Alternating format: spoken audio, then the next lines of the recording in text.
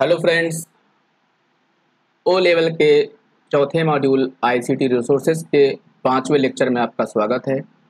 आज के लेक्चर में हम बात करने वाले हैं ऑपरेटिंग सिस्टम के बारे में। ऑपरेटिंग सिस्टम होता क्या है, उसका हमारे कंप्यूटर में क्या रोल है, ऑपरेटिंग सिस्टम न हो तो क्या फ़र्क पड़ेगा, ऑपरेटिंग सिस्टम के टाइप कितने हैं। तो इस तरह की कुछ बातों पे आज हम डिस्कशन करने वाले हैं। तो आपको बेसिकली ये वर्ड तो पता ही होगा और आप ये भी जानते होंगे कि ऑपरेटिंग सिस्टम के बिना हमारा कंप्यूटर वर्क नहीं कर सकता है। कंप्यूटर ही नहीं, हमारा मोबाइल फ़ोन भी आज की डेट में ऑपरेटिंग सिस्टम के बिना वर्क नहीं करता है। तो हम स्टेप बाय स्टेप अलग अलग पॉइंट को डिस्कस करने वाले हैं। सबसे पहले हम ऑपरेटिंग सिस्टम की डिफिनेशन को समझेंगे, उसके पार्ट को समझेंगे, उसके टाइप को समझेंगे और फिर कुछ उसके एग्जाम्पल भी हम समझेंगे। सबसे पहले हम बात करते हैं ऑपरेटिंग सिस्टम क्या होता है। आपको ये पता है कि हमारा जो कंप्यूटर सिस्टम है वो सॉफ्टवेयर बेस्ड डिवाइस है। यानी हमारा जो कंप्यूटर सिस्टम का जो भी हार्डवेयर पार्ट है, सिस्टम यूनिट हो गया, मॉनिटर हो गया, कीबोर्ड हो गया, माउस हो गया, वेब कैमरा हो गया, प्रिंटर हो गया, जितनी भी डिवाइसेज हैं दैट इज कॉल्ड हार्डवेयर, उन्हें हम हार्डवेयर बोलते हैं। मतलब जितनी भी डिवाइसेज उन्हें हम क्या बोलते हैं, हार्डवेयर बोलते हैं। और उस हार्डवेयर को ऑपरेट करने के लिए, उस हार्डवेयर को निर्देशित करने के लिए, इंस्ट्रक्ट करने के लिए हमें सॉफ्टवेयर की ज़रूरत पड़ती है। तो इसीलिए कहा जाता है कि computer is a software based machine. यानी कंप्यूटर एक ऐसी मशीन है, ऐसी डिवाइस है जो सॉफ्टवेयर के द्वारा ही ऑपरेट की जा सकती है। अब हमारे कंप्यूटर पे हम डिफरेंट डिफरेंट टाइप के ऑपरेशन परफॉर्म करते हैं, अलग अलग तरह का वर्क करते हैं, तो अलग अलग तरह के सॉफ्टवेयर की ज़रूरत हमें पड़ती है। लेकिन एक ऐसा मेन प्रोग्राम होता है, बेसिक प्रोग्राम होता है, जिसके माध्यम से हम कंप्यूटर को ऑपरेट करते हैं, स्टार्ट करते हैं, चलाते हैं, नियंत्रित करते हैं, कंट्रोल करते हैं या कंप्यूटर को निर्देशित करते हैं। वही हमारा सॉफ्टवेयर कहलाता है ऑपरेटिंग सिस्टम। यानी कंप्यूटर सिस्टम का सबसे मेन, सबसे ज़रूरी, एसेंशियल प्रोग्राम जो सबसे पहले कंप्यूटर में इंस्टॉल किया जाता है, उसी के माध्यम से हम कंप्यूटर को स्टार्ट करते हैं, जिसे हम बूटिंग प्रोसेस बोलते हैं। और जब हमारा कंप्यूटर स्टार्ट हो जाता है, प्रॉपरली बूट हो जाता है, फिर हमारे स्क्रीन पर एक इंटरफेस आ जाता है, यानी ऑपरेटिंग सिस्टम का मेन पार्ट, मेन पैनल। और उसी ऑपरेटिंग सिस्टम सॉफ्टवेयर की सहायता से हम कंप्यूटर में बाकी सारे एप्लीकेशन को ओपन करते हैं और कंप्यूटर पर कोई भी काम करते हैं। थोड़ा सा टेक्निकल डिफिनेशन देख लेते हैं। एन ऑपरेटिंग सिस्टम, जिसे हम शॉर्ट में ओएस भी बोलते हैं, is a software which acts as an interface between the end user and computer hardware. अभी मैंने बोला कंप्यूटर सिस्टम की जो भी मशीनरी पार्ट है वो हार्डवेयर है, तो कंप्यूटर हार्डवेयर के बीच में और यूजर के बीच में इंटरफेस का काम करता है ऑपरेटिंग सिस्टम। इंटरफेस का मतलब मध्यस्थता करने वाला। यानी हम कंप्यूटर हार्डवेयर को डायरेक्टली इंटरेक्ट नहीं कर सकते हैं, कंप्यूटर हार्डवेयर को हम डायरेक्टली निर्देश नहीं दे सकते हैं। हम ऑपरेटिंग सिस्टम के माध्यम से ही कंप्यूटर सिस्टम को ऑपरेट कर सकते हैं, कंप्यूटर हार्डवेयर को इंस्ट्रक्शन दे सकते हैं। Every computer must have at least one OS to run other programs. यानी हर कंप्यूटर सिस्टम में कम से कम एक ऑपरेटिंग सिस्टम होना चाहिए। डुअल बूटिंग कॉन्सेप्ट भी होता है, यानी more than one operating system भी हो सकते हैं, लेकिन एटलीस्ट एक ऑपरेटिंग सिस्टम हमारे कंप्यूटर में इंस्टॉल्ड होना चाहिए। An application like Chrome, MS word, games etc needs some environment in which it will run and perform its task. The OS helps you to communicate with the computer without knowing how to speak the computer's language. आपको पता है कि अगर computer की बात करें तो एक लाइफलेस डिवाइस है। वो प्लास्टिक का, लोहे का, एल्युमिनियम का, बहुत सारे मटेरियल का कंपोनेंट है। वो लिविंग क्रिएचर नहीं है, वो ह्यूमन बीइंग जैसा नहीं है, इवन कि एनिमल जैसा भी नहीं है जो इशारे को समझे, साउंड को समझे। वो सिंपली एक मशीन है। अब हम लोग अगर एक दूसरे से बातचीत करते हैं तो लैंग्वेज के माध्यम से कम्युनिकेट करते हैं। हम हिंदी नोइंग पर्सन के साथ बात करें तो हिंदी में बात करना पड़ेगा। हम जापान चले जाएंगे तो हमें जापानीज लैंग्वेज में बात करनी पड़ेगी, है ना। चाइनीज पर्सन से मिलते हैं तो हमें चाइनीज आनी चाहिए या चाइनीज पर्सन को हिंदी आनी चाहिए। यानी हम इंसान भी अगर एक दूसरे से कम्युनिकेशन करते हैं, दो इंसान भी अगर आपस में बातचीत कर रहे हैं, तो दोनों तब तक आपस में कम्युनिकेट नहीं कर सकते हैं जब तक दोनों को सेम लैंग्वेज ना आती हो। अब सपोज दैट हमें सिर्फ हिंदी आती है और सामने जो हमारे पर्सन है उसको सिर्फ चाइनीज आती है, तो हम दोनों आपस में कम्युनिकेशन नहीं कर सकते हैं। हमें एक ऐसे पर्सन की ज़रूरत पड़ेगी जिसे चाइनीज़ भी आती है और हिंदी भी आती है, उसके माध्यम से हम दोनों पर्सन एक दूसरे को अपनी बात समझाएंगे। इसी तरीके से कंप्यूटर हार्डवेयर तो बहुत सारी मशीनरीज का इंटरकनेक्शन है, कॉम्बिनेशन है। प्रिंटर से हमें प्रिंट करना है तो हम उसको बोलेंगे नहीं कि प्लीज़ प्रिंट, स्पीकर से गाना सुनना तो उसको हम बोलेंगे नहीं please listen sing a song. हम उसको सॉफ्टवेयर के माध्यम से इंस्ट्रक्ट करते हैं, और उसी सॉफ्टवेयर में जो हमारा मेन सॉफ्टवेयर होता है that is called operating system. कहने का मतलब ये हुआ कि हम अलग तरह की चीज़ हैं, कंप्यूटर हार्डवेयर अलग तरह की चीज़ है, फिर भी हम उसको ऑपरेट कर सकते हैं, उससे कम्युनिकेट कर सकते हैं, और वो कम्युनिकेशन हमारा संभव है, पॉसिबल है ऑपरेटिंग सिस्टम के माध्यम से। तो अभी आप सिर्फ एक लाइन केवल समझिए, कंप्यूटर जैसी मशीन को अगर हमें ऑपरेट करना है, उससे कम्युनिकेशन करना है, तो हमें जिस मेन सॉफ्टवेयर की ज़रूरत पड़ती है उसी को हम लोग बोलते हैं ऑपरेटिंग सिस्टम। क्या बोलते हैं? ऑपरेटिंग सिस्टम बोलते हैं हम लोग। और ये भी आप जान लीजिए कि अगर ऑपरेटिंग सिस्टम आपके कंप्यूटर सिस्टम में नहीं इंस्टॉल है तो कंप्यूटर पर आप कोई भी वर्क नहीं कर सकते हो। वर्क करने की बात तो आप जाने ही दीजिए, आप कंप्यूटर को ऑन भी नहीं कर सकते हो। यह है ऑपरेटिंग सिस्टम की वैल्यू। यानी कंप्यूटर सिस्टम को स्टार्ट करने से लेकर बाकी जितना भी वर्क कंप्यूटर में हम करते हैं वो सारी की सारी चीज़ें डायरेक्टली और इनडायरेक्टली ऑपरेटिंग सिस्टम के द्वारा ही गवर्न एंड कंट्रोल की जाती है। अब ऑपरेटिंग सिस्टम हमको एक ऐसा इंटरफेस देता है, ऐसा लॉजिक या तरीका देता है जिससे हम डिवाइस को भी ऑपरेट कर सकते हैं, डिवाइस से भी कम्युनिकेशन कर सकते हैं। It is not possible for the user to use any computer or mobile device without having an operating system। यानी बिना ऑपरेटिंग सिस्टम के हम कंप्यूटर सिस्टम या मोबाइल डिवाइस को ऑपरेट नहीं कर सकते हैं। Operating system is the main and essential program of any computer, tablet, phone etc। Essential का मतलब होता है अनिवार्य, जिसके बिना वर्क ही नहीं हो सकता है। अब 4 कोर पॉइंट हम समझते हैं, बिल्कुल एसेंशियल पॉइंट, और ये 4 पॉइंट अगर आप समझ गए तब आप मानो कि आपको एक्चुअल में पता है कि ऑपरेटिंग सिस्टम क्या है और कैसे वर्क करता है। एक्चुअल में अगर हम थ्योरेटिकल बात करें, डिफिनीशन, तो आप किसी से पूछो व्हाट इज ऑपरेटिंग सिस्टम, वो बता देता है कि भाई कंप्यूटर सिस्टम का सबसे मेन सॉफ्टवेयर होता है जिससे हम कंप्यूटर को ऑपरेट करते हैं। तो थ्योरेटिकली उसने बता दिया, लेकिन रियल में क्या वो टेक्निकली ओएस का फंक्शन समझ रहा है कि कंप्यूटर सिस्टम में ऑपरेटिंग सिस्टम किस तरीके से वर्क करता है? एक होता है कि आपने बाइक में चाबी घुमाया, इग्निशन स्टार्ट हो गया, इंजन स्टार्ट हो गया, गाड़ी चलना शुरू हो गई, तो आपको लगता है कि आपने चाबी घुमाया या सेल्फ आपने यूज किया तो बाइक स्टार्ट हो गई। लेकिन एक्चुअल में सेल्फ का यूज करके या की का यूज करके इंजन स्टार्ट करने का मतलब क्या होता है, इंजन के अंदर फंक्शन क्या होते हैं कि वो वर्क करना स्टार्ट कर देता है। तो अगर आपको बिल्कुल रियल में समझना है, वाकई में समझना है बोलने के अलावा कि ऑपरेटिंग सिस्टम एक्चुअल में क्या काम करता है, तो ये 4 बेसिक पॉइंट है जिससे आपको ऑपरेटिंग सिस्टम का बिल्कुल कोर पॉइंट समझ में आ जाएगा। पहला पॉइंट हमारा है, it works as an interface between the user and computer system. Computer system पूरा एक मशीनरी है, हार्डवेयर और सॉफ्टवेयर का पार्ट कॉम्बिनेशन है, और यूजर यानी हम आप लिविंग क्रिएचर हैं, दोनों अलग तरह की चीजें हैं। तो हम कंप्यूटर सिस्टम को जो बोलते हैं कंप्यूटर सिस्टम समझ जाता है। आप देखिए, हमें गेम खेलना हो, हमें गाने सुनने हो, हमें रेलवे का टिकट बुक करना है, क्या काम हम कंप्यूटर पर नहीं करते हैं। और जरा भी अगर आपने लर्न कर लिया है कंप्यूटर को, उसका लॉजिक आपको समझ में आ गया है, तो आपको ये भी पता है कि कितना ईजिली आप कंप्यूटर पे सारे काम कर सकते हो। यानी डिफरेंट टाइप की चीज़ें होने के बाद भी हम बहुत ही ईजिली कंप्यूटर को ऑपरेट कर लेते हैं। वो कितना ईजी हम ऑपरेट कर पाएंगे डिपेंड करता है कि हमारा इंटरफेस यानी ऑपरेटिंग सिस्टम कितना ईजी है। तो इंटरफेस का मतलब होता है मध्यस्थता करने वाला।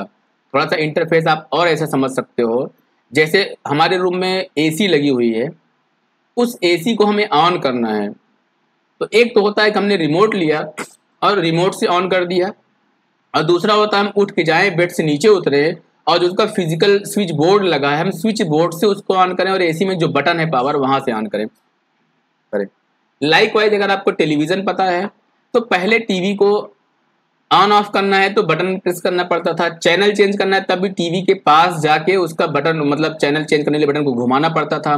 वॉल्यूम कम करना है, वॉल्यूम ज़्यादा करना है, ब्राइटनेस कंट्रास्ट कुछ भी करना है, आपको फिजिकल टीवी की बटन पे फिंगर से क्लिक करना पड़ता था, वो भी इंटरफेस है। लेकिन आज की डेट में हम सारा काम रिमोट कंट्रोल से कर लेते हैं, तो ये भी क्या है, इंटरफेस है। तो काम तो हम टीवी पे वही कर रहे हैं, हम चैनल चेंज कर रहे हैं, ब्राइटनेस चेंज कर रहे हैं, कंट्रास्ट चेंज कर रहे हैं, वॉल्यूम घटा बढ़ा रहे हैं, लेकिन जो तरीका हमारा है वो क्या है, बदल गया है। तो यही हमारा कहलाता है इंटरफेस। यानी हम अपनी बात उस डिवाइस तक किसके माध्यम से पहुंचा रहे हैं, बटन के माध्यम से पहुंचा रहे हैं या रिमोट कंट्रोल के माध्यम से पहुंचा रहे हैं। तो यहाँ पर जो फिजिकल बटन्स हो गई या जो हमारा रिमोट कंट्रोल हो गया, यही जो दो तरीके हो गए, इन्हीं को हम बोलेंगे इंटरफेस। तो रिमोट है तो हम लेटे लेटे आलसी लेजी पर्सन की तरह दूर बैठे बैठे ही डिवाइस को ऑपरेट कर सकते हैं, चाहे एसी हो, चाहे म्यूजिक सिस्टम हो, चाहे टेलीविजन हो। और अगर हमारे पास रिमोट कंट्रोल सिस्टम नहीं है तो हमें उठ के जाना पड़ेगा। तो कहने का मतलब हमारा इंटरफेस जितना इजी होगा, हम उतने इजीली ऑपरेट कर सकते हैं डिवाइसेस को। तो पहला काम हमारा होता है, ऑपरेटिंग सिस्टम हमें इंटरफेस प्रोवाइड करता है। दूसरा हमारा होता है प्लेटफॉर्म। प्लेटफॉर्म का मतलब एक बेस या आधार। अब प्लेटफॉर्म क्या है, आप कोई चीज यूज करना चाहते हो, सपोज दैट जैसे कि आप चाहते हो कि आप गांव में एक बढ़िया सा आलीशान घर बनवाओ और वहां पर सारी सुख सुविधाएं मौजूद हो, एसी, फ्रिज, कूलर, टेलीविजन वगैरह वगैरह सारी चीजें मौजूद हो। अब आपने गांव में बड़ा सा मकान ले लिया, आपने सारी डिवाइसेस भी लगा ली वहां पर। अब पता ये लग रहा है कि आपका गांव इतना बीहड़ इलाके में था कि वहां पर अभी तक इलेक्ट्रिसिटी की सप्लाई भी नहीं गई है और वहां पर मोबाइल का टावर भी नहीं है। तो चीजें तो आपने परचेज कर लिया, डिवाइसेज आपने परचेज कर लिया, लेकिन इलेक्ट्रिसिटी नहीं है, पावर सप्लाई नहीं है और मोबाइल का वहां पर कनेक्टिविटी नहीं है। तो ना तो आप इंटरनेट यूज कर पाओगे, ना तो आपका लैपटॉप ऑन होगा, ना आपका टीवी, फ्रिज, कूलर काम करेगा, क्योंकि जो इलेक्ट्रिक सप्लाई है वो वहां तक नहीं है। तो ये जो है, कह सकते हो आपके आपके गांव में वो इंफ्रास्ट्रक्चर ही नहीं है, वो प्लेटफॉर्म ही नहीं है कि वो डिवाइसेस वर्क करें। तो हमारा जो ऑपरेटिंग सिस्टम है वो एक बेस प्रोवाइड करता है एप्लीकेशन सॉफ्टवेयर के लिए। एप्लीकेशन सॉफ्टवेयर का मतलब मेन सॉफ्टवेयर हमारा जो होता है, जिससे हमारा कंप्यूटर स्टार्ट होता है और मेन फंक्शन ऑपरेट करते हैं, वो हमारा होता है ऑपरेटिंग सिस्टम। इसके अलावा कंप्यूटर पर अलग अलग काम करने के लिए हमें जो सॉफ्टवेयर कंप्यूटर में इंस्टॉल करने होते हैं उन्हें हम बोलते हैं एप्लीकेशन सॉफ्टवेयर। जैसे आपके लैपटॉप में विंडोज 10 पड़ा है तो उससे सिस्टम हमारे स्टार्ट हो जाता है, वो विंडोज 10 हमारा हो गया ऑपरेटिंग सिस्टम जो हमें प्लेटफॉर्म प्रोवाइड कर रहा है। अब हमें अकाउंटिंग करना है तो हमने टैली इंस्टॉल कर दिया, हमें लेटर टाइप करना है हमने माइक्रोसॉफ्ट वर्ड इंस्टॉल कर दिया, बहुत सारे कैलकुलेशन करने हैं एक्सेल इंस्टॉल कर दिया, डिजाइनिंग करनी है कोरल ड्रा इंस्टॉल कर दिया, फेसबुक चलाना है फेसबुक का ऐप इंस्टॉल कर दिया। तो ये सब एप्लीकेशन सॉफ्टवेयर हैं। तो वो सारे के सारे एप्लीकेशन सॉफ्टवेयर तभी वर्क करेंगे जब हमारा ऑपरेटिंग सिस्टम उनको वो सारी चीज़ें प्रदान करेगा, वो प्लेटफॉर्म प्रदान करेगा। यानी कौन सा एप्लीकेशन सॉफ्टवेयर हमारे कंप्यूटर पर वर्क करेगा और कौन सा एप्लीकेशन सॉफ्टवेयर हमारे कंप्यूटर पर वर्क नहीं करेगा, ये डिपेंड करता है कि हमारा ऑपरेटिंग सिस्टम उनको वो बेस प्लेटफॉर्म ज़रूरी फाइलें प्रोवाइड कर रहा है या नहीं कर रहा है। एक छोटा सा एग्जाम्पल मैं आपको बताऊं, मुझे एंड्रॉयड फ़ोन बहुत पसंद नहीं है, मैं विंडोज़ फ़ोन यूज़ करता था। नोकिया ने जो लॉन्च किया था लूमिया सीरीज़ का जो था, तो मैं विंडोज़ फ़ोन बहुत ज़्यादा पसंद करता था। तो आप कह सकते हो कि विंडोज़ फ़ोन में जो ऑपरेटिंग सिस्टम था वो माइक्रोसॉफ्ट कंपनी का विंडोज़ था, जिसके बारे में ये पॉपुलर किया गया कि वो बहुत ही यूज़र फ्रेंडली नहीं है, बहुत ही टफ है, जबकि ये बात नहीं थी। और आज की डेट में आप मैक्सिमम जो स्मार्टफोन यूज़ कर रहे हो उसमें जो ऑपरेटिंग सिस्टम पड़ा है वो गूगल कंपनी का एंड्रॉयड है, और उसके बारे में ये कहा जाता है कि एंड्रॉयड जो है बहुत ईजी प्लेटफॉर्म है, बहुत ईजी ऑपरेटिंग सिस्टम है। तो विंडोज़ फ़ोन मुझे पसंद था, मुझे बीच में ही उसका यूज़ बंद कर देना पड़ा, क्योंकि कुछ ऐसे एप्लीकेशन थे जो विंडोज़ प्लेटफॉर्म पर अवेलेबल नहीं थे। जैसे वीडियो कॉलिंग का सॉफ्टवेयर ईमो है क्या है, वो था। बाद में ये हुआ कि जो पॉपुलर कुछ एप्लीकेशंस हैं, व्हाट्सअप हो गया आपका, जो है वीचैट हो गया, इस तरह के बहुत सारे एप्लीकेशन थे जो विंडोज़ प्लेटफॉर्म वाले फ़ोन के लिए उपलब्ध नहीं थे, जबकि एंड्रॉयड के लिए उपलब्ध थे। तो जो प्लेटफॉर्म मैं यूज़ कर रहा था, यानी विंडोज़ फ़ोन यूज़ कर रहा था जिसमें ऑपरेटिंग सिस्टम विंडोज़ पड़ा हुआ था, वो प्लेटफॉर्म यानी आधार यानी ज़रूरी चीज़ें नहीं प्रोवाइड कर रहा था जिस पर वो सारे एप्लीकेशन वर्क करें। तो मुझे मजबूरी में विंडोज़ फ़ोन का इस्तेमाल पहले ही बंद कर देना पड़ा। वो अलग बात है कि बाद में वो खुद बंद हो गया, मार्केट में पॉपुलर नहीं हो पाया। तो यहाँ पे आपको प्लेटफॉर्म समझा रहा था थोड़ा सा, ठीक है। अभी हमें ऐसी बाइक परचेज कर ली मैंने जिसकी स्पीड 400 किलोमीटर पर आवर है, तो क्या वो बाइक हम अपने शहर में यूज़ कर सकते हैं? हमारी शहर की जो ट्रैफिक है, जो रोड है, सड़कें हैं, उसकी कंडीशन क्या हमें अलाउ करती है कि हम उस 400 किलोमीटर पर आवर वाली बाइक को रन कर सके, दौड़ा सके? बाइक तो हमारी बहुत हाई क्लास हो गई, लेकिन जो हमारे शहर की सड़कें हैं, जो ट्रैफिक है, जो सिस्टम है, वहां पर उतने स्पीड पॉसिबल ही नहीं है। तो कहने का मतलब ये हुआ, बाइक पावरफुल है ये अलग बात है, लेकिन जिस पे बाइक चलनी है, वो सड़क, वो प्लेटफॉर्म क्या उस लायक है? तो हमारा ऑपरेटिंग सिस्टम यूजर और कंप्यूटर सिस्टम के बीच कम्युनिकेशन का भी काम करता है, इंटरफेस का भी काम करता है, प्लस वो प्लेटफॉर्म यानी आधार प्रोवाइड करता है कि कौन सा एप्लीकेशन वर्क करेगा और कौन सा एप्लीकेशन वर्क नहीं करेगा। वो अलग बात है कि आज की डेट में मैक्सिमम एप्लीकेशन सारे प्लेटफॉर्म के लिए बनाए जा रहे हैं, लेकिन अभी भी बहुत सारे एप्लीकेशन हैं। कुछ एप्लीकेशन है जो एंड्रॉयड फ़ोन पे काम करते हैं, कुछ एप्लीकेशन है जो iOS पे काम करते हैं, आईफोन पे काम करते हैं, कुछ एप्लीकेशन स्पेशली विंडोज़ फ़ोन के लिए थे, सिर्फ विंडोज़ फ़ोन पे काम करते थे, ठीक है। ऐसे हमारे कंप्यूटर सिस्टम में हम जो अलग अलग ऑपरेटिंग सिस्टम यूज़ करते हैं, तो उनकी भी अपनी कुछ लिमिटेशंस हैं कि कुछ सॉफ्टवेयर वर्क करेंगे, कुछ सॉफ्टवेयर वर्क नहीं करेंगे। और तीसरा हमारा जो OS का मेन पॉइंट है वो हमारे कंप्यूटर सिस्टम के लिए इन्वायरमेंट क्रिएट करता है। इन्वायरमेंट का मतलब पूरा वातावरण। जैसे अभी आप देखिए, शहर का इन्वायरमेंट क्या है? हमारे शहर में पेड़ बहुत कम है, ट्रैफिक ज़्यादा है, पॉल्यूशन ज़्यादा है, गर्मी बढ़ गई है, सीज़न यहाँ का गर्म रहता है, ठंड के दिनों में भी बहुत ठंड नहीं पड़ती है। तो हम कह सकते हैं कि यहाँ का इन्वायरमेंट थोड़ा सा वार्म है, गर्मी ज़्यादा पड़ती है। लेकिन ये बताइए कि कंप्यूटर सिस्टम में इन्वायरमेंट का क्या मतलब हुआ? कंप्यूटर सिस्टम में इन्वायरमेंट का मतलब हुआ कि जो हमारा इंटरफेस है, जो प्लेटफॉर्म है, उसको मिला के हमारे कंप्यूटर का पूरा लुक एंड फील, डिस्प्ले कैसा आ रहा है, उस पर वर्क किस तरीके से होता है, और उसका जो लुक एंड फील है वो कैसा दिखता है। अगर आपको याद हो तो आज से 10-12 साल पहले आप सैमसंग का फ़ोन लेते थे, उसका फ्रंट का लुक यानी स्क्रीन पर जो डिस्प्ले आता था, वो डिज़ाइन, सारे मेन्यूज, सारे आइकॉन अलग होते थे। नोकिया का आप फ़ोन लेते थे, उसके आइकॉन अलग टाइप के होते थे। मोटोरोला का आप फ़ोन लेते थे, उसके आइकॉन, उसकी शब्दावली बिल्कुल अलग होती थी। लेकिन अगर आप आज की डेट की बात करो, तो आप चाहे वीवो का फ़ोन ले लो, चाहे ओप्पो का ले लो, चाहे रियलमी का ले लो, चाहे सैमसंग का ले लो, चाहे नोकिया का ले लो, सारे के सारी कंपनियां अलग अलग हैं, सारे फ़ोन अलग अलग हैं, लेकिन सबका जब स्क्रीन आप देखते हो तो स्क्रीन पर सबका मेनू एक जैसा दिखाई देता है, सबका लुक एंड फील एक जैसा होता है, काम करने का तरीका एक जैसा होता है। क्यों? क्योंकि सब पर लगभग सेम ऑपरेटिंग सिस्टम पड़ा हुआ है, एंड्रॉयड। तो सबका इन्वायरमेंट यानी वातावरण, जो वर्किंग एरिया है, वो भी क्या हुआ, एक जैसा हो गया, ठीक है। हम डॉस अगर यूज करते हैं तो वहां पर करेक्टर इन्वायरमेंट हमको मिलता है, हम कमांड देके काम कर सकते हैं। विंडोज अगर यूज कर रहे हैं तो जो इन्वायरमेंट होता है वो ग्राफिक बेस्ड होता है, हमें बहुत सारे ग्राफिकल कंपोनेंट मिलते हैं, आइकॉन मिलता है, मेन्यूज मिलते हैं, डायलॉग बॉक्स मिलता है, यानी हम क्लिक करके, राइट क्लिक करके सारा काम कर सकते हैं। ये होता है इन्वायरमेंट। लेकिन इन्वायरमेंट में अगर हम बात करें तो विंडोज 7 का अलग है, विंडोज 10 का अलग है, विंडोज 98 का अलग है। यानी जो इंटरफेस है उसका लुक एंड फील क्या होगा, उसके कंपोनेंट कैसे होंगे, वही कहलाता है इन्वायरमेंट। और सबसे टेक्निकल जो पॉइंट है ये है रिसोर्स एलोकेटर। क्या है? Resource allocator. रिसोर्स एलोकेटर का मतलब होता है कि हमारे कंप्यूटर में जितने भी रिसोर्सेज हैं, रिसोर्सेज का मतलब होता है संसाधन। अगर हम बात करें हमारे देश में क्या क्या रिसोर्सेज हैं, तो हमारा देश कहलाता है कृषि प्रधान देश। यहाँ पर बहुत तरह की फसलें उगाई जाती हैं, आम बहुत फेमस है, एप्पल बहुत फेमस है ना। अगर हम बात करें चाइना की, तो वहाँ की टेक्नोलॉजी ओरिएंटेड कंट्री है, वहाँ की टेक्नोलॉजी बड़ी फेमस है। तो हर कंट्री का रिसोर्स या संसाधन अलग अलग होता है।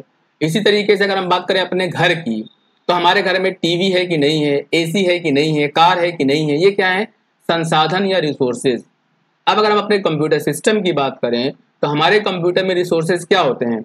हमारे कंप्यूटर में रिसोर्सेज होते हैं हार्ड डिस्क, मेमोरी यानी कि RAM, processor, input output devices, ये कहलाते हैं रिसोर्सेज। तो जब भी हम कोई प्रोग्राम रन करते हैं, कोई प्रोसेस कंप्यूटर पर करते हैं, है ना, कोई एप्लीकेशन हम चलाते हैं, तो वो एप्लीकेशन हमारे कंप्यूटर के जो मेन रिसोर्सेज हैं, प्रोसेसर, मेमोरी, हार्ड डिस्क, तो कौन सा जो हमारा प्रोसेस है वो कौन सा रिसोर्स यूज करेगा, कौन सा रिसोर्स यूज नहीं करेगा, ये डिसाइड करने की जिम्मेदारी होती है ऑपरेटिंग सिस्टम की। सपोज दैट आपके घर पे एक बाइक है और आप 3 भाई हो, और सुबह 9 बजे आप लोग लड़ाई कर रहे हो कि बाइक लेके आप जाओगे। तो यहाँ पर बाइक क्या हो गई, रिसोर्स हो गया। क्या हो गया, रिसोर्स। और आप 3 लोग अलग अलग काम के लिए जाना चाह रहे हो, और आप 3 लोग आपस में झगड़ा कर रहे हो, लड़ाई कर रहे हो। फिर आपके पिताजी आते हैं और तीनों लोग से पूछते भाई आप बाइक लेके कहाँ जाओगे। एक ने कहा अपने दोस्त से मिलने जा रहे हैं, एक ने कहा मैं कॉलेज जा रहा हूँ पता करने फॉर्म आया, फॉर्म भरने की डेट आई या नहीं आई, और एक ने कहा कि मुझे सिलेंडर लेने जाना है। तो पिताजी ने ये देखा कि एक बच्चे का काम तो बिल्कुल यूजलेस ही है, दोस्त से मिलने जा रहा है, कभी भी मिल लेगा, फॉर्म की डेट शाम को भी पता हो सकती है, लेकिन सिलेंडर लाना गैस का ज़्यादा ज़रूरी है, तो उन्होंने उस लड़के को बाइक दे दिया।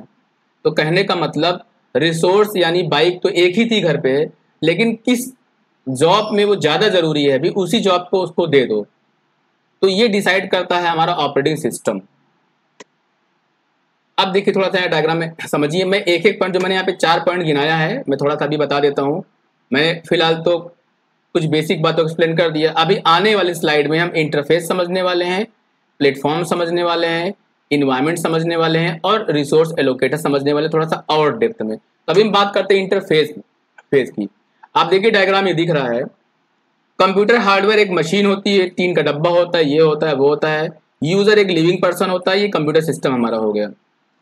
हम जो बात कहना चाहते हैं कंप्यूटर से वो उसको सीधे नहीं समझा सकते हैं, हम किसी न किसी ऑपरेटिंग सिस्टम के माध्यम से ही समझाएंगे।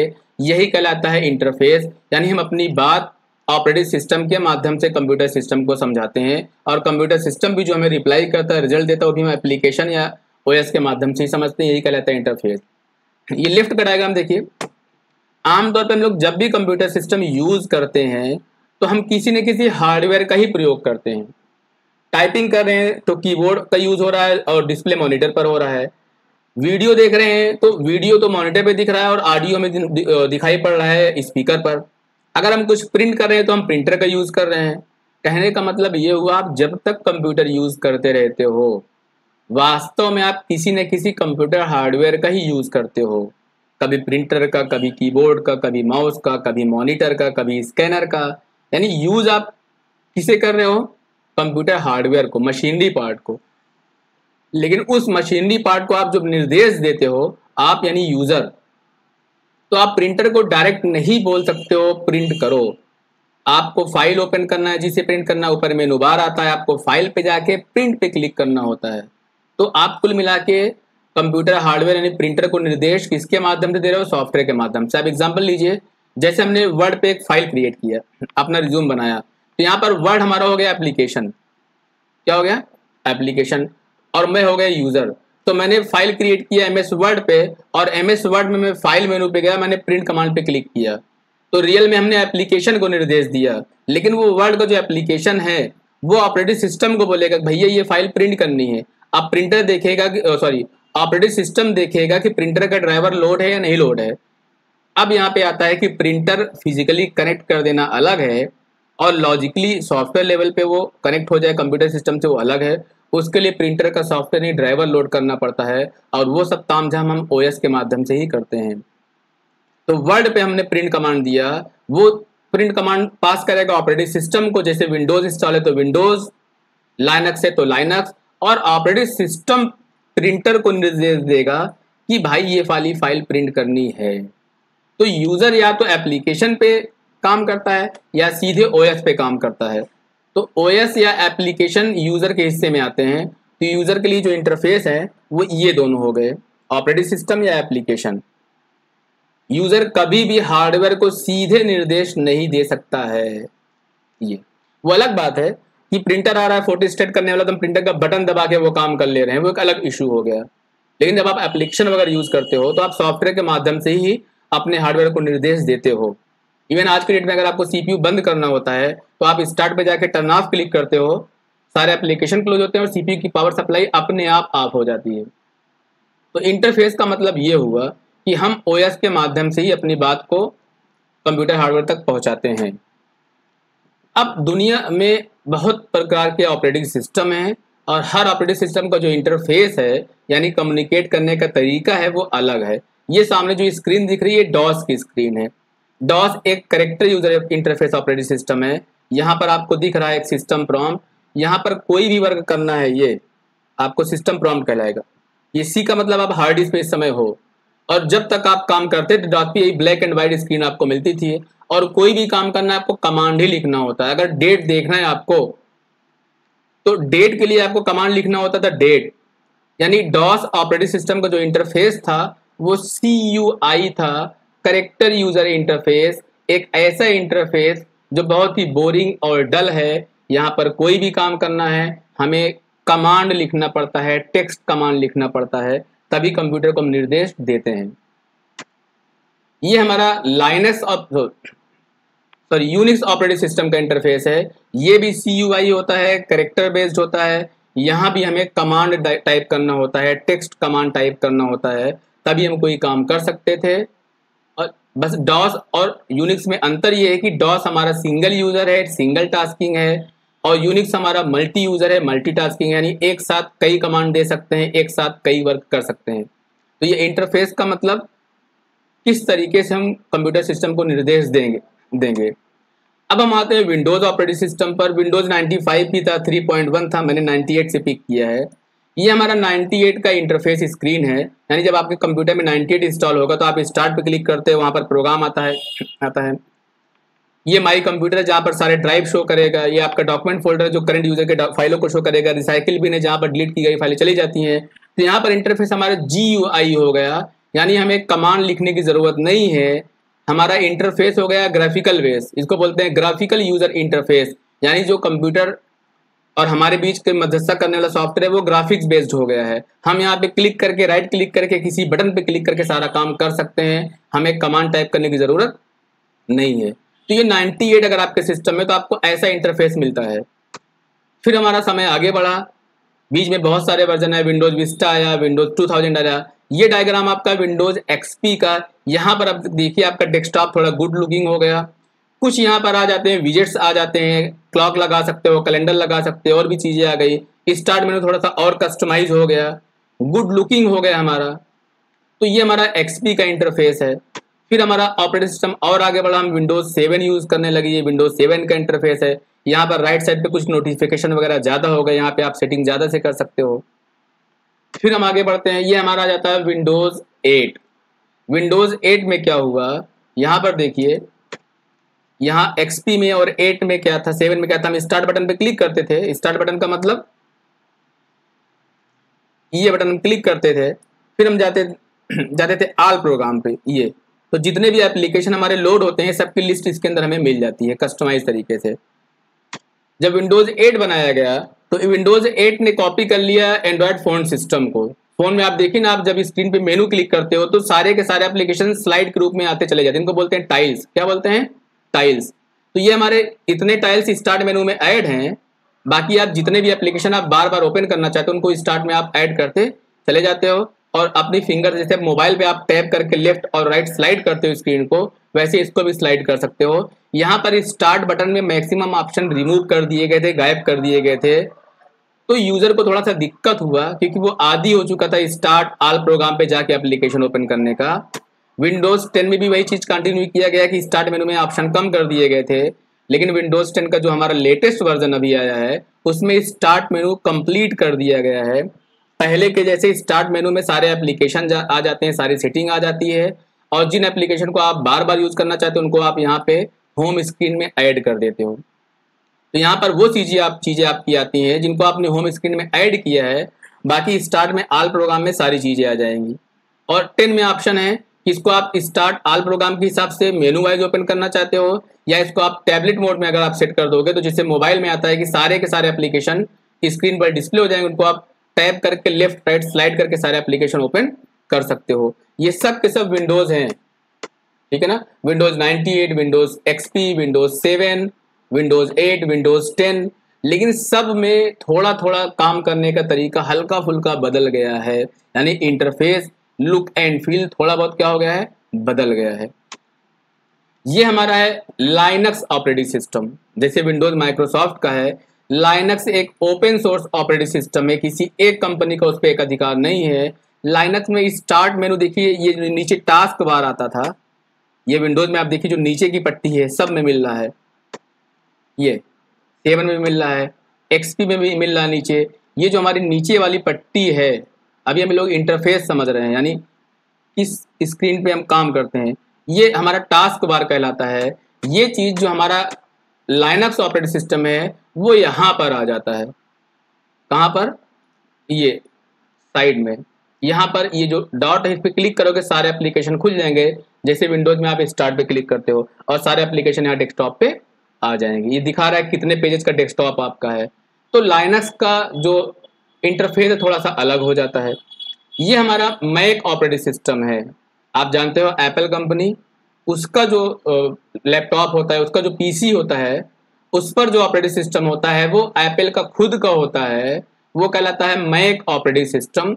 वो आपका मैक का ये क्या है, इंटरफेस है, उसका क्या लुक होता है वो मैंने आपको दिखाया। इसमें नीचे देखिए स्टार्ट बटन में जो बेसिक एप्लीकेशन है वो यहाँ पे आप ऐड कर सकते हो। तो अगर आपके पास एप्पल का लैपटॉप है तो उसमें आपको दिखेगा मैक ओएस रहता है, ठीक है। तो ये मैंने आपको इंटरफेस दिखाया कि अलग अलग ऑपरेटिंग सिस्टम में जो इंटरफेस आता है, जो स्क्रीन आता है जिसको हम यूज करके कंप्यूटर को ऑपरेट करते हैं, वो कैसे दिखाई दे रहा है। अब दूसरा जो हमारा पॉइंट था वो था प्लेटफॉर्म। क्या था? Platform.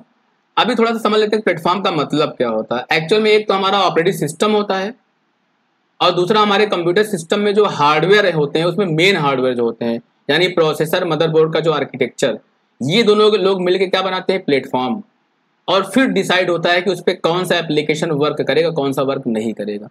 A platform is an underlying computer system, hardware and software on which application program can run.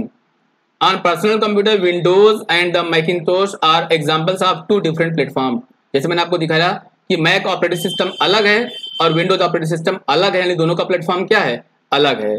तो कुछ ऐसे एप्लीकेशन है जो मैक पे काम करते हैं, विंडोज पे काम नहीं करते हैं। कुछ ऐसे हैं जो विंडोज पे काम नहीं करेंगे, मैक पे काम करेंगे। A platform consist of an operating system. Main चीज तो हमारा होता है ऑपरेटिंग सिस्टम, और फिर हार्डवेयर। हार्डवेयर में कौन सा पार्ट? प्रोसेसर और मदरबोर्ड, ये मेन हार्डवेयर आते हैं। कीबोर्ड माउस से मतलब नहीं है। तो ऑपरेटिंग सिस्टम और जो हमारा मदरबोर्ड और प्रोसेसर होता है, ये मिलके एक टर्म्स क्रिएट करते हैं जिसको हम बोलते हैं प्लेटफॉर्म। और फिर ये दोनों मिलके डिसाइड करते हैं, यानी प्लेटफॉर्म डिसाइड करेगा कि कौन सा एप्लीकेशन वर्क करेगा, कौन सा एप्लीकेशन वर्क नहीं करेगा। तो अगर हम आज की डेट की बात करें तो विंडोज एक अलग प्लेटफॉर्म है, ठीक है। अब देखिए इंटरफेस अलग हो गया। विंडोज एक प्लेटफॉर्म हो गया, वो चाहे 97 हो, चाहे विंडोज 7 हो, चाहे 10 हो, चाहे विंडोज XP हो, चाहे 8 हो। और मैक एक अलग जो है प्लेटफॉर्म हो गया। अब इंटरफेस तो बहुत सारे विंडोज में भी है, बहुत सारे मैक में भी है। तो प्लेटफॉर्म का मतलब हमारा ऑपरेटिंग सिस्टम कौन सा है और बेसिक हमारा प्रोसेसर और बोर्ड कौन सा लगा है, ये मिलकर बनाते हैं प्लेटफॉर्म। और प्लेटफॉर्म डिसाइड करेगा कि कौन सा एप्लीकेशन वर्क करेगा, कौन सा एप्लीकेशन वर्क नहीं करेगा। मैं आपको बता दूं, आप व्हाट्सएप यूज करते होगे तो व्हाट्सएप एंड्रॉयड फोन के लिए अलग होता है और आईफोन के लिए अलग होता है।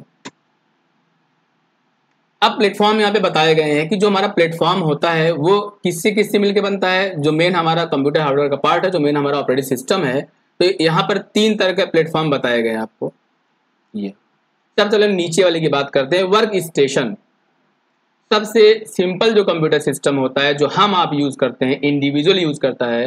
जैसे आपके पास घर पे अगर लैपटॉप है HP का, डेल का, किसी भी कंपनी का, या डेस्कटॉप कंप्यूटर है, उसमें आपने विंडोज 10 किया है, विंडोज 7 किया है, तो वो जो आपका कंप्यूटर है जो आप पर्सनली यूज करते हो वो कहलाता है वर्क स्टेशन। क्या कहलाता है? Work station. तो ये प्लेटफॉर्म अलग होता है, इस पे इंडिविजुअल एप्लीकेशन काम करते हैं। एक होता है हमारा मिड रेंज का कंप्यूटर, जो सर्वर के रूप में इस्तेमाल होता है। जैसे यूनिवर्सिटी वगैरह में जो बड़े बड़े नेटवर्क होते हैं, तो उस नेटवर्क को हम एक मेन कंप्यूटर के माध्यम से आपस में जोड़ते हैं, वो हमारा कंप्यूटर होता है सर्वर। क्या कहलाता है? सर्वर। और बेसिकली वो मेन फ्रेम कंप्यूटर ही होता है, और उसका ऑपरेटिंग सिस्टम भी क्या हो जाएगा? अलग हो जाएगा। कहने का मतलब जो इंडिविजुअल यूजर होता है, हम आप जो अपना पर्सनल कंप्यूटर घर पे यूज करते हैं, वहां पर जो ऑपरेटिंग सिस्टम होता है वो वर्क स्टेशन वाला होता है। एक सिंगल पीसी सिंगल यूजर काम करेगा, जैसे विंडोज 10, विंडोज 7, विंडोज XP। लेकिन जो सर्वर होता है उसका ऑपरेटिंग सिस्टम क्या होता है? अलग होता है। और एक मेन फ्रेम कंप्यूटर जो मेन सर्वर होता है, डेटा सेंटर होता है, जैसे गूगल का अपना सर्वर या डेटा सेंटर हो गया, ठीक है। फेसबुक का अपना मेन कंप्यूटर, सोचिए फेसबुक या गूगल के सर्वर पे कितना डेटा रहता होगा, तो उस लेवल का जो डेटा होता है वो फर्स्ट लेयर में आता है, और इसका ऑपरेटिंग सिस्टम भी अलग होता है। तो 3 तरह के प्लेटफॉर्म हमारे हो गए, वो ऑपरेटिंग सिस्टम और हार्डवेयर जो गूगल सर्वर वगैरह के रूप में यूज करता है, फेसबुक सर्वर के रूप में यूज करता है। मिड लेवल का हो गया, कॉलेज यूनिवर्सिटी की तरह यूज किया जाता है। और वो कंप्यूटर का प्लेटफॉर्म जो हम लोग यूज करते हैं पर्सनली अपने कामों के लिए। विंडोज एक्सपी एक ऑपरेटिंग सिस्टम है। विंडोज एक्सपी 4 वर्जन में आया था। विंडोज एक्सपी होम एडिशन आया था, प्रोफेशनल आया था, डेटा सेंटर आया था और सर्वर आया था। हम लोग जो अपने पर्सनल कंप्यूटर पर यूज करते हैं, जो इसको सिंगल यूजर यूज करता है, उस पर हम लोग होम एडिशन या प्रोफेशनल ऑपरेटिंग सिस्टम डालते हैं, ठीक है। लेकिन जहां पर गूगल का सर्वर जैसे हो गया, वहां के कंप्यूटर पे अगर डालना होगा तो विंडोज एक्सपी का कौन सा प्लेटफॉर्म यूज करोगे आप? Data centre. यानी ऑपरेटिंग सिस्टम विंडोज एक्सपी है, वो 4 प्लेटफॉर्म उसके अलग अलग हैं, अलग अलग तरह के कंप्यूटर में इंस्टॉल करने के लिए। तो ये होता है हमारा प्लेटफॉर्म।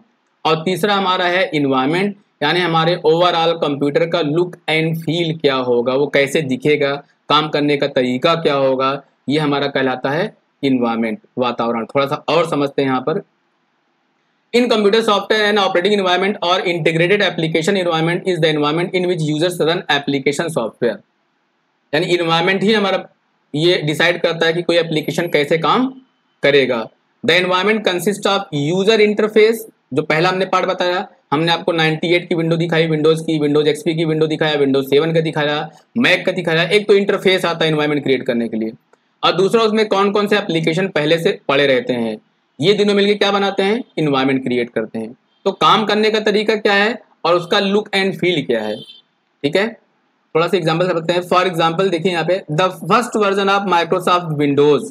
विंडोज को हम लोग GUI एप्लीकेशन के रूप में जानते हैं, यानी जहां पर हमें टेक्स्ट कमांड देने की जरूरत नहीं है, जैसे डॉस में हम कमांड दे के काम करते थे। विंडोज में हम ये मानते हैं कि वो GUI ऑपरेटिंग सिस्टम है, जहां पे हम बटन पर, मेनूज पर, आइकन पे क्लिक करके सारे काम कर सकते हैं। लेकिन यहाँ पे क्या बात हो रही है? The first version of Microsoft Windows, Windows 1.0 was not a full operating system, मतलब वो कंप्लीट ऑपरेटिंग सिस्टम नहीं था, but a GUI laid over DOS albeit with an API of its own। यानी जो विंडोज 1.0 था वो बेसिकली डॉस पे ही चलता था, लेकिन वहां पर इन्वायरमेंट क्रिएट कर दिया गया, थोड़ा सा GUI ग्राफिकल बेस्ड हो गया। तो उसका लुक एंड फील कैसे आ गया? ग्राफिकल बेस्ड हो गया। लेकिन पहले आपको डॉस इंस्टॉल करना पड़ता था, देन उसके ऊपर विंडोज 1.0 को अपग्रेड करना पड़ता था, तो आपका जो लुक एंड फील था वो हो जाता था graphical based। Similarly, the IBM U2 system operate on both Unix and Linux and Windows NT। तो ये सब हमारे क्या है? इन्वायरमेंट है। क्या है? इन्वायरमेंट है। जैसे Windows 95 वो GUI होता है, लेकिन वो नेटवर्किंग को सपोर्ट नहीं करता है। यानी अगर आपके सिस्टम में Windows 95 इंस्टॉल है तो आप उसको नेटवर्क से कनेक्ट नहीं कर सकते हो। यही मैंने आपको बताया था कि अलग अलग प्लेटफॉर्म अलग अलग चीज़ों को अलाउ करते हैं और डिसअलाउ करते हैं। तो विंडोज 95 अगर हमारा प्लेटफॉर्म है तो वहाँ पर हम नेटवर्किंग नहीं कर सकते हैं, लेकिन अगर हम उस पर विंडोज NT को अपग्रेड कर दें तो हमें नेटवर्किंग इन्वायरमेंट मिल जाता है। यानी अब ऐसा इन्वायरमेंट मिल गया जिसमें हम 95 पे भी नेटवर्किंग कर सकते हैं। तो यहाँ पर विंडोज 95 क्या है? हमारा प्लेटफॉर्म है। क्या है? प्लेटफॉर्म। और जब उस पर हमने विंडोज NT इंस्टॉल कर दिया तो हमारा नेटवर्क इन्वायरमेंट क्रिएट हो गया। और लास्ट हमारा पॉइंट है रिसोर्स एलोकेटर। हमारे कंप्यूटर के जो मेन रिसोर्सेज होते हैं, जिसमें हमारा CPU यानी प्रोसेसर आता है, मेमोरी यानी रैम आता है, हार्ड डिस्क आता है और नेटवर्क आता है। ये 4 हमारे मेन रिसोर्स होते हैं। हमारा ऑपरेटिंग सिस्टम डिसाइड करता है कि जितने भी हमारे प्रोग्राम या एप्लीकेशन काम कर रहे हैं, कौन सा रिसोर्स किसको दिया जाए, किसको न दिया जाए। एक छोटा सा एग्जाम्पल आप समझिए। आपका मोबाइल फ़ोन जो है, उस मोबाइल फ़ोन में CPU भी है, इंटरनल और एक्सटर्नल मेमोरी भी है, और ईयरफोन भी आपको साथ में मिलता है, चार्जर भी मिलता है। यहाँ पर हम मान लेते हैं कि आपका जो मोबाइल का ईयरफोन है वो रिसोर्स है। क्या है? रिसोर्स है। अब आपने म्यूजिक प्लेयर स्टार्ट किया, म्यूजिक प्लेयर आपका एप्लीकेशन हो गया या टास्क हो गया, और म्यूजिक प्लेयर स्टार्ट करके आपने गाना लगा दिया और अब ईयरफोन लगा के गाना सुन रहे हो। तो मैं आपको ये बोल रहा हूँ कि जो आपका एप्लीकेशन चल रहा है, जो आपका टास्क चल रहा है, जो आपका प्रोग्राम चल रहा है, वो म्यूजिक प्लेयर हो गया। तो एक प्रोग्राम आपने स्टार्ट किया म्यूजिक प्लेयर का, और वो रिसोर्स कौन सा यूज कर रहा है? आपका ईयरफोन, जिसको आप में कान में लगा के लेटे हुए गाना सुन रहे हो। अब इसी टाइम पे कोई आपको रिंग करता है, कोई आपको कॉल करता है, तो रिंग कहाँ सुनाई पड़ेगी? ईयरफोन में। लेकिन ईयरफोन तो ऑलरेडी बिजी है किसके द्वारा? म्यूजिक प्लेयर के द्वारा, क्योंकि आपने म्यूजिक प्लेयर का एप्लीकेशन पहले ओपन किया है और उस पर आपको गाना सुनाई पड़ रहा है। यानी ईयरफोन आपका ऑलरेडी इंगेज है एक एप्लीकेशन के साथ। लेकिन जब आपको कोई रिंग करेगा तो जो आपके मोबाइल का ऑपरेटिंग सिस्टम है उसको पता है कि मोबाइल फोन में जो सबसे मेन प्रियोरिटी है, सबसे जरूरी चीज है, वो कॉल है, क्योंकि मोबाइल बात करने के लिए ही बनाया गया है। तो जैसे ही कोई पर्सन आपको रिंग करता है, आपके मोबाइल सिस्टम का जो ऑपरेटिंग सिस्टम है वो देखता है कि हमारा ईयरफोन तो बिजी है, यानी हमारा जो रिसोर्स है वो ऑलरेडी हमने एलोकेट किया हुआ है म्यूजिक प्लेयर को, लेकिन उसको लगता है प्रियोरिटी ज़्यादा कॉल की है, तो वो म्यूजिक प्लेयर से छीन लेता है कंट्रोल आपका जो ईयरफोन है और दे देता है रिंगर को। यानी कोई अगर आपको रिंग करेगा तो आपका रिंग सुनाई पड़ेगा ईयरफोन पे, आपका म्यूजिक सिस्टम पॉज हो जाएगा, स्टॉप हो जाएगा, आपको रिंग सुनाई पड़ेगा, आप कॉल रिसीव करोगे, बात पूरी आपकी पूरी हो जाएगी। और जैसे आप कॉल को डिस्कनेक्ट करोगे, आपका मोबाइल सिस्टम फिर क्या करेगा? आपका जो ईयरफोन है उसको फिर एलोकेट कर देगा, किसको? आपकी म्यूजिक प्लेयर को। तो यहाँ पर ईयरफोन हमारे रिसोर्स था और हमारा जो मोबाइल का ऑपरेटिंग सिस्टम है उसने खुद देखा कि किस समय किस रिसोर्स की ज़रूरत किस प्रोसेस को ज़्यादा है, किस प्रोग्राम को ज़्यादा है, तो वो डिसाइड करके अपने आप रिसोर्स जॉब को एलोकेट कर देता है। हम कंप्यूटर में एक साथ बहुत सारे काम करते हैं। प्रोसेस करने की जिम्मेदारी, कैलकुलेशन करने की जिम्मेदारी होती है सीपीयू की, यानी प्रोसेसर या माइक्रो प्रोसेसर की। लेकिन किस प्रोग्राम पर पहले काम होगा, किस प्रोग्राम पर बाद में काम होगा, ये डिसाइड करने की जिम्मेदारी होती है ऑपरेटिंग सिस्टम की। जैसे आपने आरा मशीन देखा होगा जहाँ पे लकड़ी काटी जाती है, लकड़ी का बहुत सारा बंडल है और वो वहाँ प्लेटफॉर्म बना होता है, एक बड़ी सी मोटर चलती रहती है, उसके सामने जो भी आप पटरा लगाओगे वो कटता चला जाएगा। तो वो मशीन काटती है लकड़ी को, लेकिन कौन सी लकड़ी पहले कटेगी, कौन सी लकड़ी बाद में कटेगी, ये उस मशीन पे नहीं निर्भर है, ये निर्भर है वहाँ पर जो बंदा उस मशीन को ऑपरेट कर रहा है। तो यहाँ पे हमारा जो ऑपरेटिंग सिस्टम है वो रिसोर्स एलोकेटर है, उसको पता है कि मेमोरी यानी रैम किस प्रोसेस को देना है, हार्ड डिस्क किस प्रोसेस को देना है, ईयरफोन किस प्रोसेस को देना है। तो ये अपना डिसाइड करता रहता है हमारा ऑपरेटिंग सिस्टम, वो उसी हिसाब से डिज़ाइन किया गया है। तो ये 4 बेसिक वर्क हमने आपको समझा दिया ऑपरेटिंग सिस्टम का। कौन कौन सा? ये कि ऑपरेटिंग सिस्टम एक इंटरफेस का काम करता है, मध्यस्थता का काम करता है यूजर और कंप्यूटर सिस्टम के बीच। ये प्लेटफॉर्म होता है, ये अलाउ करता है, डिस अलाउ करता है कि कौन सा एप्लीकेशन काम करेगा, कौन सा नहीं करेगा। और इन्वायरमेंट हमारे कंप्यूटर का ओवरऑल लुक एंड फील। और रिसोर्स एलोकेटर जहाँ पर हमारा ऑपरेटिंग सिस्टम ये डिसाइड करता है कि मेमोरी हमारा हो गया, हमारा स्टोरेज हो गया, प्रोसेसर हो गया, किस प्रोसेस पे देना है, किस प्रोसेस पे नहीं देना है। तो ये 4 मेन पार्ट मैंने आपको समझा दिए। अब हम बात करते हैं कि हमारा जो ऑपरेटिंग सिस्टम है, ये जो सॉफ्टवेयर है, इसके कितने बेसिक पार्ट होते हैं। ऑपरेटिंग सिस्टम को हमारा बेसिकली 2 पार्ट में डिवाइड किया गया है, एक हमारा है शेल और एक होता है कर्नेल। आप ऐसा समझिए, आप एक कार के अंदर बैठते हो, आप कार के अंदर बैठे, आपको बहुत अच्छा फील हो रहा है, तो कार का जो पूरा इंटीरियर है, जो लुक है, या बाहर से कार कैसी दिख रही है, उसका कलर क्या है, उसकी हेडलाइट कैसी है, वो चाबी घुमा के स्टार्ट होगा या स्टार्ट बटन पे दबा के स्टार्ट होगा, ये कहलाता है शेल। यानी वो हिस्सा जो यूजर को दिखाई देता है, जिससे यूजर इंटरेक्ट करता है, जिससे यूजर जुड़ता है, दैट इज कॉल्ड शेल। जब हम अपना लैपटॉप ऑन करते हैं तो हमारे सामने जो डेस्कटॉप आ जाता है, नीचे टास्क बार, स्टार्ट बटन आ जाता है, वॉलपेपर जो दिखाई दे रहा है उसका कलर क्या है, ये हिस्सा जो हमें दिखाई दे रहा है स्क्रीन पर और जिसमें अलग अलग एलिमेंट पे क्लिक करके हम कोई वर्क करते हैं, उसे कहते हैं शेल। और अंदर की प्रोग्रामिंग जो हमें दिखाई नहीं देती है, जो कंप्यूटर हार्डवेयर से कनेक्ट होती है, जो कंप्यूटर हार्डवेयर को निर्देश देती है, वो हिस्सा कहलाता है कर्नेल। तो हमारा कंप्यूटर कितना गुड लुकिंग है वो शेल पे डिपेंड करता है। मतलब कंप्यूटर का मतलब हमारा जो स्क्रीन वगैरह आ रहा है, ओएस का एलिमेंट आ रहा है, लेकिन वो कितना स्ट्रांग वर्क करेगा, वो मजबूत कितना अंदर से है, वो डिपेंड करता है कर्नेल पे। जब आप कंप्यूटर यानी लैपटॉप ऑन करते हो तो बाहर से आपको जो दिख रहा है, जो मेनू है, जो बटन है, जहाँ पे आप माउस से क्लिक कर रहे हो, वो सब है शेल वाला हिस्सा।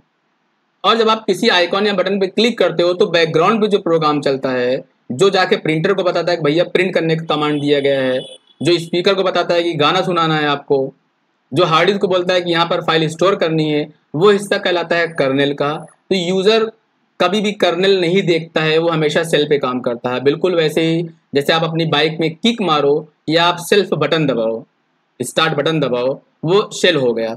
लेकिन इंजन स्टार्ट होने के बाद इंजन के अंदर कैसे काम हो रहा है, वो हमारा होता है कर्नेल। तो हमारा कंप्यूटर यानी सॉरी हमारा ऑपरेटिंग सिस्टम स्ट्रांग कितना है, ये कर्नेल पे डिपेंड करता है, और उसको यूज करना कितना आसान है वो शेल पे डिपेंड करता है। यहाँ पे अगर मैं आपको अंतर बताऊं तो विंडोज ऑपरेटिंग सिस्टम पे काम करना लोगों को बहुत आसान लगता है, विंडोज 7, विंडोज 10। इसीलिए दुनिया में बहुत पॉपुलर ऑपरेटिंग सिस्टम विंडोज है, क्योंकि उसका जो शेल है, उसका जो लुक एंड फील है, वो ईजी है, यूजर फ्रेंडली है। तो हर बंदा विंडोज को आसानी से सीख जाता है, समझ जाता है। लेकिन कर्नल विंडोज का इतना स्ट्रांग नहीं है, तो विंडोज बाद बाद में करप्ट हो जाता है, खराब हो जाता है, वायरस अटैक कर जाता है।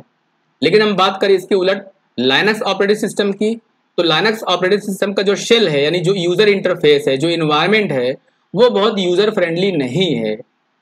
तो यूजर को काम करने में थोड़ी सी दिक्कत महसूस होती है। लेकिन कर्नल उसका क्या है, बहुत स्ट्रांग है। तो जनरल पब्लिक के बीच में लाइनक्स ऑपरेटिंग सिस्टम बहुत पॉपुलर क्यों नहीं हो पाया? क्योंकि उसका जो यूजर इंटरफेस है वो बहुत इजी गोइंग नहीं है, बहुत यूजर फ्रेंडली नहीं है। तो यूजर को यूज करने में दिक्कत होती है, तो कम यूज होता है। लेकिन कर्नल उसका बहुत स्ट्रांग है, यानी इंटरनल पार्ट जो है बहुत स्ट्रांग है। जैसे एक बाइक की बाहर की डिजाइन बहुत अच्छी नहीं है, लेकिन उसका इंजन, उसका माइलेज, सब कुछ बहुत बेहतर है।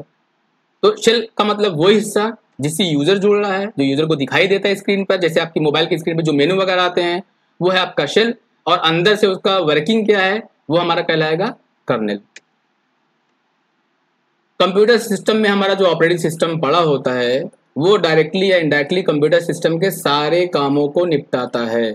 फिर भी हम ऑपरेटिंग सिस्टम के कामों को 4 पार्ट में बांटते हैं: processor management, memory management, input output management, secondary memory management और कम्युनिकेशन डिवाइसेज। कुल मिला के पोर्ट में जितनी डिवाइस कनेक्ट कर रहे हैं, इनपुट डिवाइसेज है, आउटपुट डिवाइसेज है, वो सब कुछ डायरेक्टली एंड डायरेक्टली गवर्न होती हैं ऑपरेटिंग सिस्टम के द्वारा ही। जैसे मैंने बताया, प्रोसेसर मैनेजमेंट मतलब क्या हुआ, 4 लोगों ने एक साथ कई जॉब इंटर किया, लेकिन किस जॉब पर पहले प्रोसेस होगा, किस पर बाद में प्रोसेस होगा, ये प्रोसेसर नहीं डिसाइड करेगा, ये ऑपरेटिंग सिस्टम डिसाइड करेगा। पहले हमारा जो ऑपरेटिंग सिस्टम था, अगर आपने एक फाइल ओपन कर दिया तो उस फाइल को रैम पर रख देता था और ये बोलता था कि भैया रैम पर एक फाइल है, जब तक ये बंद नहीं होगी तब तक दूसरी फाइल ओपन नहीं करने दूंगा। तो हमारा सिस्टम क्या था, सिंगल टास्किंग था। अब हमारा कंप्यूटर का हार्डवेयर वैसा ही है, पीसी वैसा ही है, लेकिन हमारा विंडोज ऑपरेटिंग सिस्टम या लाइनक्स ऑपरेटिंग सिस्टम ऐसा हो गया कि वो रैम पर तब तक फाइल ओपन करने देगा, अलग अलग फाइल, जब तक जगह बची रहेगी। यानी मेमोरी हमारा वही है, लेकिन हमारा ऑपरेटिंग सिस्टम ऐसा डिजाइन होगा कि भाई जब जगह बची है तो दूसरी फाइलों को ओपन होने दो। तो मेमोरी लोकेशन हमारा ऐसा हो गया कि हम एक साथ कई फाइलों को या कई प्रोग्राम को ओपन कर सकते हैं। तो मेमोरी मैनेजमेंट हमारा ऐसा हो गया कि हमारा कंप्यूटर सिस्टम मल्टी यूजर या मल्टीटास्किंग हो गया। इनपुट आउटपुट डिवाइसेस, फाइलें हमारी जो इनपुट कैसे होंगी, आउटपुट कैसे होंगी, वो भी हमारा OS ही अलाउ करता है। और हम जब कोई फाइल सेव करेंगे तो किस सॉफ्टवेयर का फाइल किस फोल्डर में सेव होगा, किस यूजर की फाइल किस फोल्डर में सेव होगी, ये पूरा निर्धारित करता है हमारा ऑपरेटिंग सिस्टम। अगर आप मोबाइल यूज करते हो, आप फाइल मैनेजर में गए हो गए, अभी तो देखिए सारे मोबाइल फोन जो है वो एंड्रॉयड ऑपरेटिंग सिस्टम पे काम कर रहे हैं। लेकिन जब सबका मोबाइल सिस्टम, आपका हर मोबाइल का ऑपरेटिंग सिस्टम अलग अलग था, सैमसंग का अलग था, नोकिया का अलग था, तो वहाँ पर आप जब मेमोरी कार्ड लगाते थे और फाइल मैनेजर में जाते थे तो सब कुछ फोल्डर अपने आप बन जाते थे, जैसे म्यूजिक का फोल्डर, वीडियोज का फोल्डर, कैमरा का फोल्डर। तो अलग अलग कंपनी की फोन में जब आप सेम मेमोरी कार्ड लगाते थे तो हर कंपनी में फोल्डर अलग अलग नाम से बनता था। किसी में म्यूजिक बनता था, किसी में माई म्यूजिक बनता था, किसी में ऑडियो बनता था, रहते थे सब में गाने या ऑडियो फाइल ही। वो हमारे ऑपरेटिंग सिस्टम पे डिपेंड करता था कि उसका स्टोर करने का तरीका क्या है, किस फोल्डर में क्या स्टोर करेगा। ठीक है।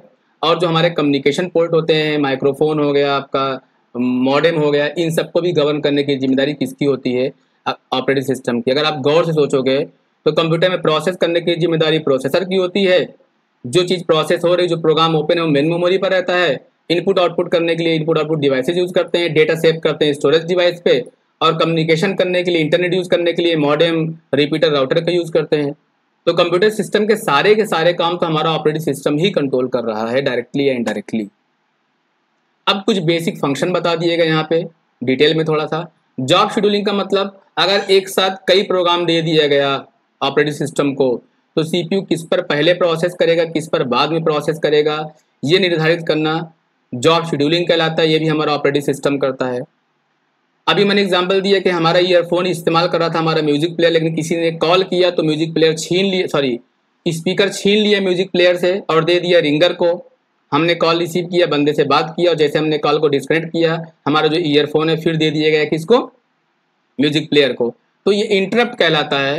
यानी अगर हमारा कोई रिसोर्स किसी जगह भी यूज हो रहा था और हमारे ऑपरेटिंग सिस्टम को लगता है कि नहीं यार इस रिसोर्स की जरूरत कहीं और किसी और प्रोसेस में है, तो इंटरप्ट भी करने की जिम्मेदारी किसकी है, हमारे ऑपरेटिंग सिस्टम की है।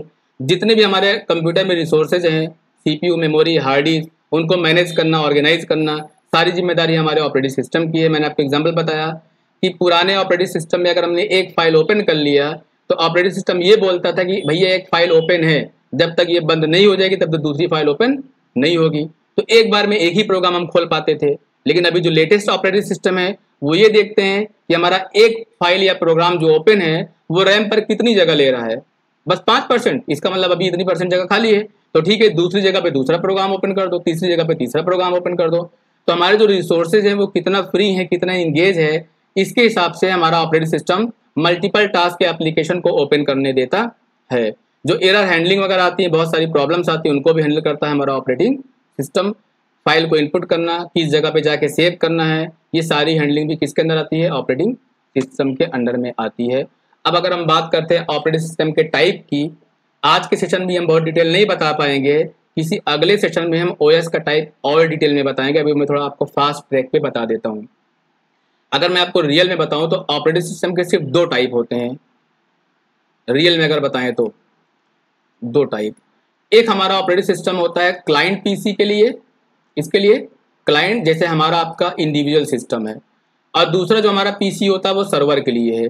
ये 2 तरह के ऑपरेटिंग सिस्टम दुनिया में केवल हैं बस, बाकी जितने हैं वो छोटी मोटी प्रॉपर्टीज के हिसाब से क्लासीफाई कर दिए गए हैं।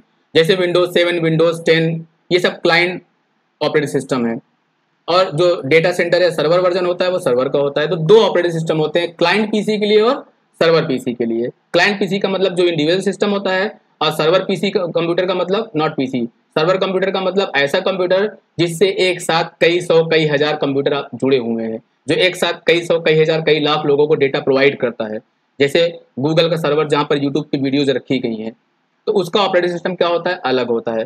लेकिन व्यवहारिक रूप से हम जब बात करते हैं तो हम बात करते हैं किसकी, क्लाइंट वाले ऑपरेटिंग सिस्टम की। और क्लाइंट वाले ऑपरेटिंग सिस्टम को हम बहुत सारे पार्ट में बांट सकते हैं।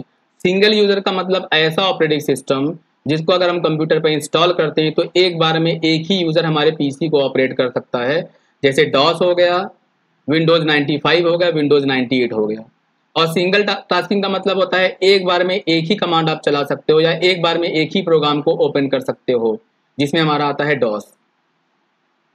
सिंगल यूजर और मल्टीटास्किंग, यानी यूजर तो एक ही काम करेगा एक बार में, लेकिन प्रोग्राम कई ओपन हो सकते हैं। जैसे विंडोज 95 और विंडोज 98, यहाँ पर एक बार में कंप्यूटर पर एक ही यूजर काम करेगा, लेकिन प्रोग्राम एक साथ कई ओपन कर सकते हो। जैसे आपने नोटपैड भी ओपन कर दिया, वर्डपैड भी ओपन कर दिया, गूगल क्रोम भी ओपन कर लिया। Single user single tasking, one user one application. जब तक आप एक एप्लीकेशन बंद नहीं करोगे तब तक दूसरा एप्लीकेशन आप ओपन नहीं कर सकते हो। जैसे डॉस में आपने डीआर कमांड दे दिया तो जब तक वो कमांड पूरा लिस्ट खत्म नहीं हो जाएगी तब तक आप दूसरा कमांड नहीं दे सकते हो। लेकिन सिंगल यूजर मल्टीटास्किंग का मतलब यूजर तो एक ही रहेगा, लेकिन एप्लीकेशन कई ओपन कर सकते हो, जैसे विंडोज 95 या 98। नेक्स्ट हमारा है मल्टी यूजर, यानी एक साथ कई एप्लीकेशन आप ओपन कर सकते हो। और एक हमारे इसी में आता है मल्टी यूजर और मल्टीटास्किंग। मल्टी यूजर मल्टीटास्किंग का मतलब एक साथ कई यूजर लॉगिन कर सकते हैं, एक ही मॉनिटर पर भी वो स्विच कर करके अलग यूजर पे जा सकते हैं। और एक ही सीपीयू यानी एक ही सिस्टम यूनिट से अगर हमने कई मॉनिटर लगा दिया तो हमारा सिस्टम यूनिट, जहां पर हमारा रैम एक है, प्रोसेसर एक है, हार्ड डिस्क एक है, मदरबोर्ड एक है, लेकिन अलग अलग कीबोर्ड माउस मॉनिटर लगा के एक साथ कई यूजर अलग अलग एप्लीकेशन पे काम कर सकते हैं, जबकि हमारा जो मेन सिस्टम यूनिट है वो एक है, वो कहलाता है हमारा मल्टी यूजर। और मल्टी यूजर के साथ जब हम जोड़ देते हैं मल्टी यूजर और मल्टीटास्किंग, तो कई यूजर भी काम कर सकते हैं और हर यूजर एक साथ बहुत सारे एप्लीकेशन को भी ओपन कर सकता है। CUI ऑपरेटिंग सिस्टम यानी character user interface operating system एक ऐसा ऑपरेटिंग सिस्टम जो यूजर और कंप्यूटर सिस्टम में इंटरफेस यानी मध्यस्थता करने वाला जो इन्वायरमेंट प्रोवाइड करता है, इंटरफेस प्रोवाइड करता है, वो कैरेक्टर बेस्ड होता है। यानी यूजर हर बात के लिए कमांड टाइप करके इंटर करेगा, टेक्स्ट टाइप करके इंटर करेगा, तब कंप्यूटर उसको फॉलो करके कोई एक्शन लेगा, जैसे कि डॉस और यूनिक्स। और GUI/OS का मतलब होता है graphical user interface operating system, यानी ऐसा ऑपरेटिंग सिस्टम जो इन्वायरमेंट हमें प्रोवाइड करता है। स्क्रीन पर जो कंपोनेंट आते हैं वो ग्राफिकल कंपोनेंट होते हैं, वहां पर आइकॉन दिखते हैं, मेनू बार दिखता है, डायलॉग बॉक्स दिखता है, जहां पर हम ग्राफिकल कंपोनेंट या मेनू पे क्लिक करके काम कर सकते हैं, राइट क्लिक करके काम कर सकते हैं, डबल क्लिक करके काम कर सकते हैं। हमें कोई कमांड या टेक्स्ट कमांड देने की जरूरत नहीं होती है। जैसे हमारा हो गया विंडोज, हो गया लाइनक्स, हो गया मैक, हो गया, ये हो गए। और तीसरा हमारा होता है मल्टी प्रोसेसिंग ऑपरेटिंग सिस्टम। ऐसा ऑपरेटिंग सिस्टम जो ऐसे कंप्यूटर पर इंस्टॉल किया जाता है जहां पर कई माइक्रो प्रोसेसर लगे होते हैं। हम लोग जो पर्सनल कंप्यूटर यूज करते हैं, पीसी, जो हम लोग पिछले सेशन में बात कर चुके हैं, पीसी में हम एक साथ जब पीसी में हमारे एक मदरबोर्ड होता है और एक माइक्रो प्रोसेसर लगा होता है एक पीसी में। लेकिन जो सुपर कंप्यूटर्स होते हैं, सुपर कंप्यूटर में एक साथ बहुत सारे माइक्रो प्रोसेसर लगे होते हैं जो अलग अलग काम एक साथ परफॉर्म करते हैं। और वहां पर हमारा जो ऑपरेटिंग सिस्टम होता है वो होता है मल्टी प्रोसेसिंग ऑपरेटिंग सिस्टम, जो एक साथ बहुत सारे माइक्रो प्रोसेसर को हैंडल कर सकता है। हम लोग जो पीसी यूज करते हैं, पर्सनल कंप्यूटर कहलाता है, वहां पर एक कंप्यूटर में एक प्रोसेसर होता है, लेकिन सुपर कंप्यूटर में एक कंप्यूटर में कई प्रोसेसर लगे होते हैं। और वहां पर जो हमारा ऑपरेटिंग सिस्टम रिक्वायर्ड है वो है मल्टी प्रोसेसिंग ऑपरेटिंग सिस्टम। तो ये हमने शॉर्ट में आपको थोड़ा बता दिया ऑपरेटिंग सिस्टम के टाइप। सिंगल यूजर में हमारा डॉस आ जाता है, विंडोज 95, 98 है। मल्टी यूजर में Windows XP, Windows 7, Windows 8, Windows 10, Mac. CUI में आ गया डॉस और यूनिक्स, और GUI में आ गया विंडोज, लाइनक्स, मैक, और आपका क्या बोलते हैं, ठीक है, और भी कुछ होते हैं। और multi processing OS basically use होता है सुपर कंप्यूटर्स में। तो my dear student and friends, अगर आपको वीडियो अच्छी लगी हो तो प्लीज़ आप हमारे वीडियो को लाइक करिए, शेयर करिए, कमेंट करिए, और हो सके तो आप अपने ग्रुप में भी इसको शेयर करिए, लोगों से सब्सक्राइब कराइए। तो आज का हमारा सेशन यहीं पर कंप्लीट होता है। Thank you.